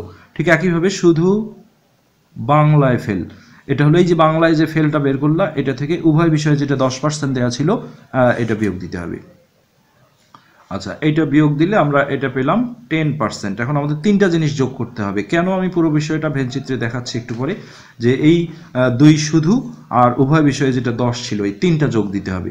সো 20 যোগ এই 10 যোগ উভয় বিষয়ের 10, তাহলে এটা যোগ করলে হবে, পার্সেন্টটা থেকেই যাবে। তাহলে এদিকে হচ্ছে 10 10 20, আর এটা 20 20 40%। আচ্ছা, এখন যেটা করতে হবে, এই যে এইখানে দেখতে হবে যে এইটা কি দেয়া আছে। যদি উভয় বিষয়ে 300 জন শিক্ষার্থী, আবার দেখো পাশে চলে আসছে, তাহলে আমরা যেহেতু এতক্ষণ ফেল নিয়ে আলোক করছি, তো 40% আমরা কি ফেল পেলাম উভয় বিষয়ে। আর এখন 100 থেকে বিয়োগ দিলে আবার পাস পাবো, অর্থাৎ 60% হলো পাস। পাস। এখন দেখো শিক্ষার্থীর সংখ্যা তাহলে 100, তো শিক্ষার্থীর সংখ্যা চেয়েছে, তাহলে 60 জন পাস করে 100 জন শিক্ষার্থীর মধ্যে ঐকিক নিয়মে চলে গেলাম, একে করে 100/60। আর এইখানে দেখো আর একটা ফিগার অবশ্যই দেওয়া আছে, এই যে 300 জন শিক্ষার্থী পাস করে, তো এই পাশের নিচে ওই 300 বসিয়ে দেব, দিলে এই 300টা আমরা উপরে বসে কাটাকাটি করলেই রেজাল্ট পেয়ে যাব বাই 60। তো আমরা যদি 10 দিয়ে কাটি, 6 10 60, 10 10 100, 6 দিয়ে এটাকে ডাইরেক্ট কাটি, 5 6 30 0, তো এটা 500 হচ্ছে, দুপুরের দুটো গুণ করলে নিচের একের আর দাম নেই, 500 জন। তো এই 500 জনই অ্যান্সার। তো আসলে ভিডিও অলরেডি 1 ঘন্টা পার হয়ে গেছে, আমি 1 ঘন্টার কাছাকাছি হয়ে গেছে, 56 মিনিট। সো আমি ভেদ চিত্রটা আজকে দেখাতে পারলাম না, আমি আরেক সময় দেখাবো। এই অঙ্কগুলো এইভাবেই করতে হয়, মনে রাখবা যে এটা উভয় বিষয়টা যদি ফেল থাকে তাহলে ওগুলো 100 থেকে বিয়োগ করে আগে ফেলে আনতে হয়, তারপরে শুধু ফেল বের করতে হয়, যেটা ফেল তোমরা পেলা 30%, ওটা থেকে এটা বিয়োগ দিতে হয়। এটাও তাই, যেটা 100 থেকে বিয়োগ দিয়ে বাংলায় ফেল পেলা সেটা শুধু বাংলায় ফেল বললে ওই 20 থেকে আবার উভয় বিষয় বিয়োগ দিতে হয়। তারপর তিনটা জিনিস যোগ করা লাগে, ওটা শুধু, এটা শুধু, আর উভয় বিষয়। তারপরে এখানে দেখতে হয় যে এটা যদি ফেল থাকে তাহলে ওটা দিয়ে আমরা সাজাবো, পাস থাকলে আবার 100 থেকে বিয়োগ দিয়ে আসতে হয়, এই হলো বিষয়টা। আচ্ছা, গবেষণা শব্দের সন্ধি বিচ্ছেদ, তাহলে এটা খুবই ইম্পর্টেন্ট। গো যোগ এসো না, এ পেটকানা মূর্ধন্য ষ আর মূর্ধন্য একারে না। তারপরে আরেকটা অঙ্ক দিয়েছে, 2 অঙ্ক বিশিষ্ট একটি সংখ্যার অঙ্কদ্বয়ের স্থান বিনিময়ের ফলে 54 বৃদ্ধি পায়, অঙ্ক দুটির যোগফল 12। এটা বিসিএস পরীক্ষায় আসছিল একবার, সংখ্যা প্রতিটা অঙ্কগুলোরই দেখো যোগফল 12 আছে, এই দুটো যোগ করলে 12 হয় 12 হয় 12 হয়। তো এখানে আমরা অপশন থেকেই খুব তাড়াতাড়ি করতে পারি। 2 অঙ্ক বিশিষ্ট একটি সংখ্যার অঙ্কদ্বয়ের স্থান বিনিময়ের ফলে, তাহলে ক নাম্বারটাই যেহেতু উত্তর, এটা আমরা ক না দেখে আগে খ দেখি, যে খ নাম্বারে ছিল কত 93, কারণ কটা তো মিলেই যাবে, ওটা আমরা লাস্টে দেখি। তাহলে 2 অঙ্ক বিশিষ্ট একটি সংখ্যার অঙ্কদ্বয়ের স্থান বিনিময়ের ফলে, তাহলে অঙ্কদ্বয়ের স্থান বিনিময় করলে কত হবে, 3 আগে আসবে, 9 পরে যাবে, 39। তাহলে অঙ্কদ্বয়ের স্থান বিনিময়ের ফলে 54 বৃদ্ধি পায়, বৃদ্ধিই তো পাইনি আসলে, আর কমে গেছে। সো এটা খ নম্বর অপশন নয়। আবার গ নাম্বার দিয়ে আমরা যদি টেস্ট করি, 57 ছিল, তাহলে ওরা বলছে যে 2 অঙ্ক বিশিষ্ট কোনো সংখ্যার অঙ্কদ্বয় যদি স্থান বিনিময় করি তাহলে এটা হবে কত 75। তাহলে সেক্ষেত্রে 75 আর 57 কত বৃদ্ধি পেল, বিয়োগ দিলেই বোঝা যাবে। তো এটা বিয়োগ করে আসছে 8, হাতের এখানে আসলো 6, 18। তাহলে ওরা বলছে দেখো 54 বৃদ্ধি পেতে হবে। তো যেটা অ্যান্সার ক নাম্বার, সেটা দিয়ে আমরা দেখি 39 ছিল, তো অঙ্কদ্বয় স্থান বিনিময় করলে হবে 93, এটা আগে গেল, একক দশক হলো, দশক একক হলো। এখন যদি কত বৃদ্ধি পেল জানতে চাই, তাহলে 93 থেকে আমরা 39 বিয়োগ দিই, 9 10 11 12 13, দেখো 54 আসবে, 4 আছে 9 হবে 5 54। সো এটাই অ্যান্সার হয়ে গেছে। তুমি ঘ নাম্বার দিয়েও টেস্ট করলে দেখবা হবে না। একটি ক্লাসের শিক্ষার্থীদের মধ্যে এত চকলেট বিতরণ করা হলো, প্রত্যেক শিক্ষার্থী ক্লাসের মোট শিক্ষার্থী সংখ্যার 3 গুণ পরিমাণ পেলে শিক্ষার্থীর সংখ্যা কত? তো আমরা শিক্ষার্থী সংখ্যা যদি ক ধরে ফেলি, যে শিক্ষার্থী হলো ক, ক জন। ওকে, একটি ক্লাসের শিক্ষার্থীর মধ্যে 2700 চকলেট বিতরণ করা হলো। প্রত্যেক শিক্ষার্থী তাহলে প্রত্যেকে কয়টি পেল? প্রত্যেকে মানে কি একজন, তাহলে একজন পেল। আচ্ছা, প্রত্যেকে কি পেল? প্রত্যেক শিক্ষার্থী ক্লাসের মোট শিক্ষার্থী সংখ্যার 3 গুণ করে চকলেট পেল। তাহলে মোট শিক্ষার্থী ছিল কজন, তার 3 গুণ পেলে কি 3 ক গুণন 3, তাহলে এতটি। ওকে, এখন আমাকে যেহেতু সমীকরণ গঠন করতে হবে, এগুলো ক ধরা অঙ্ক, তাহলে আমার জানতে হবে যে মোট চকলেটের সংখ্যাটা আমার জানা আছে। তো মোট কয়টা চকলেট এটা বের করতে গেলে দেখো, একজন যদি এতটা পায় তাহলে মোট শিক্ষার্থী কিন্তু কজন, তাহলে ঐকিক নিয়মে আমাকে যেটা করতে হবে কজন পেল, তাহলে 3 ক গুণন ক, 3 ক গুণন ক এতটি। তাহলে এটা গুণ করলে হবে 3 ক স্কোয়ার টি। ক গুণ করলে এক্স গুণ করলে যেমন এক্স স্কোয়ার হয় সেরকম। তো এটা যদি মোট চকলেট হয়ে থাকে এটা মানেই তাহলে 2700। তাহলে আমরা এখন সমীকরণ গঠন করব 3 ক স্কোয়ার সমান 2700। এখন জাস্ট সমাধান করে কয়ের মান বের করলেই হয়ে যাবে। ক স্কোয়ার সমান 3 গুণন ছিল যে ভাগ হলো, একবার এটা 900 করে দিলাম, কারণ 3 দিয়ে ভাগ দিলে 900 হবে। আর স্কোয়ার এই পাশে গেলে রুট ওভার হয়ে যায়, আগেও দেখছো 900-এর উপর রুট ওভার দেবো। তাহলে এটা বর্গমূল করলে যেটা হবে 30। ক সমান হলো 30। বর্গমূলে যাদের সমস্যা বারবার বলছি, সপ্তম শ্রেণীর প্লে লিস্টে গিয়ে তোমরা দেখবে, বর্গমূলের কিছু ভিডিও আছে আমার, ওখানে অনেক ডিটেলসভাবে আলোচনা করা আছে। তো শিক্ষার্থীর সংখ্যা আমরা পেলাম 30 জন, হ্যাঁ আনসার হয়ে গেছে। তারপরে আমরা দেখি 65 নম্বর। 1971 সালে ঢাকা শহরে অপারেশন সার্চলাইট পরিচালনার মূল দায়িত্বে কে ছিলেন, যেটা পাকিস্তানি সেনাবাহিনীরা আমাদের উপর নির্মম অত্যাচার করেছিল। তাহলে জেনারেল রাও ফরমান আলী ইনি এটার দায়িত্বে ছিলেন। পৃথিবীর দুটি স্থানের দ্রাঘিমার পার্থক্য 1 ডিগ্রি হলে, এটা আমরা ইতিপূর্বে একটা অঙ্ক করেছি, লন্ডনের টাইম আর বাংলাদেশের টাইম, ওই দুই স্থানের সময়ের পার্থক্য হয় 4 মিনিট। আচ্ছা, পথ শব্দের সমার্থক শব্দ, তাহলে সরণি, বলে না বেগম রোকেয়া সরণি, সরণি মানে রাস্তা, পথ। মাননীয় প্রধানমন্ত্রী শেখ হাসিনা কতবার জাতীয় সংসদ সদস্য নির্বাচিত হয়েছেন, তাহলে 7 বার। কোনটি প্রাদি সমাসের উদাহরণ, তাহলে এই যে প্র, প্রতি, অনু প্রভৃতি অব্যয়ের সঙ্গে যদি কৃত প্রত্যয় সাধিত বিশেষ্যের সমাস হয়, হ্যাঁ তোমার এই জায়গাটায় দেখবা এই যে সামনটা প্রতি, অনু, এই যে যেমন প্রকৃষ্ট, হ্যাঁ তারপরে প্রগতি, প্রবচন, এগুলো সবগুলোকে প্রাদি সমাস বলা হয়। এটা একটা মান নির্ণয়ের অঙ্ক, এরকম অঙ্ক আমরা অলরেডি করেছিও, এটা আরও ভগ্নাংশগুলো আরও সোজা। 70 নম্বর। a-1/a সমান, এটা ইংলিশে দিয়েছে 3 স্কোয়ার প্লাস 1/স্কোয়ার। তো আমরা উভয় পাশে যদি বর্গ করে নিই, সবগুলো আমরা এই সবসময় মান থেকেই করার চেষ্টা করব। এই পাশেও বর্গ করলাম, এই পাশেও বর্গ করলাম, পাক্কা আমরা বর্গের সূত্রে ফেলায় দেবো। Square minus 2ab plus B square, আর এটা হবে 9। এটা উপর নিচ কাটা যায়, -2টা এই পাশে গেলে প্লাস হয়ে গেল, তাহলে 11 স্কোয়ার প্লাস 1/a স্কোয়ার সমান, এটাই মনে হয় চেয়েছিল 11, এই যে 11 অ্যান্সার। খুব sweet. Choose the word with correct spelling, সঠিক বানান। তাহলে রিসিভ মানে যেটা গ্রহণ করা, অনেকেই কিন্তু এই বানানটা ভুল করে আসে, যেটা লেটার লিখতে যাওয়া হলে I have received your letter, হ্যাঁ আমি তোমার চিঠি পেয়েছি, তাহলে CEI, এই যে আইটাই মিস করে সবাই, এটাই হলো দুঃখজনক। তো রিসিভ বানান RECEIVE। আচ্ছা, প্রদত্ত উপাত্তের মধ্যক কোনটি? তো এখানে মধ্যকের ক্ষেত্রে যেটা বলতে হয়, আগে তোমাকে হয় ছোট থেকে বড়, না হলে বড় থেকে ছোট কিন্তু সাজায় নিতে হয়, এটা হলো সবার আগের শর্ত। সো এটাই কষ্টটা। তো আমরা এখানেই দেখাই দিই, ছোট থেকে বড় যদি সাজাও তাহলে 5, 8, 9, 11, 12, 15 এইভাবে সাজালাম। তো 11টা পদ আছে এখানে, খুবই সহজে বের করা যায়, মানে বিজোড় হলে। জোর হলে আবার একটু সমস্যা আছে। জোর বিজোড় বলতে আসলে এটাই বোঝায় যে মোট কয়টি আছে সেই সংখ্যাটা জোর না বেজোড়। অনেকে এই সংখ্যাগুলোর মধ্যে জোর বেজোড় খোঁজে, এটা কিন্তু না। যেখানে জোর বেজোড় দেখো মিশালি আছে, তোমাকে দেখতে হবে মোট পদ সংখ্যা কয়টি, গুণে যখন তুমি ছোট থেকে বড় সাজাবা, তারপরে গুণে দেখবা কত আসলো, 11। সেই 11 সংখ্যাটা জোর না বেজোড় সেটা তোমাকে দেখতে হয়। যেহেতু বিজোড়, তাহলে বিজোড় হলে খুবই সুবিধা, সেটা হলো 11 হলে তুমি যদি দুই পাশ থেকে 5টা করে ঢাকো, তাহলে কত, 10টা চলে যাবে। তাহলে দেখো আমি গুণে দেখাচ্ছি, 1, 2, 3, 4, 5।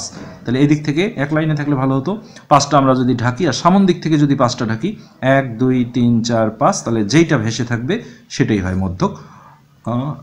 সরি, ওটা লাইন সাজানো নাই, এই যে এই লাইনটা দেখতে হবে, এটা সাজানো আছে অবশ্যই। এই জন্য আগে বললাম, হয় ছোট থেকে বড়, না হলে বড় থেকে ছোট সাজাইতে হবে। তো আমরা এদিক থেকে 5টা ঢাকি, 1, 2, 3, 4, 5, এই যে লাস্টের 5টা মনে করো বাদ। আবার এইখান থেকে সামন থেকে 5টা ধরি, 1, 2, 3, 4, 5, তাহলে দেখো 15 থাকে। সো 15 মধ্যক। আর যদি জোর হতো, এখানে ধরো আরও একটা বেশি আছে, তাহলে কি 12টা হতো, 12 হলে জোর হতো, তখন যেটা করতে হতো, তুমি যদি দুই দিক থেকে ছয়টা ছয়টা ঢাকো তাহলে তো সবই চলে যাবে।